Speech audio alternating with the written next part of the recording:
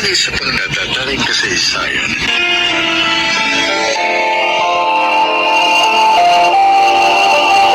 Lumaki ako sa mahirap na pamilya. Isang kahig, isang tuka. Bagamat meron naman akong pangarap, pero nung makapagtapos ako ng high school, kinailangan kong kalimutan ang pangarap na yun para maagang maghanap buhay at matulungan ang aking mga magulang na buhayin ang 5 ko pang mga kapatid. Tay, Magkano ba ang sweldo mo sa pagbabantay ng pwesto sa palengke ng Tadjina mo? bakit po? May nakilala akong pulis kahapon.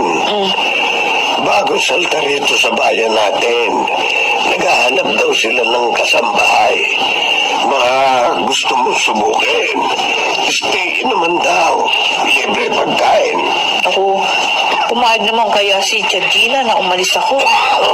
Kakarampot naman ang binabayad sa'yo, di ba? 2,000 po isang buwan. Kalahating araw lang naman po. Kasi madalas, ang pagbabantay ko sa pwesto niya, nauubos naman po agad yung tinda niyang karne. Suhukin mo doon sa sinasabi kong pulis.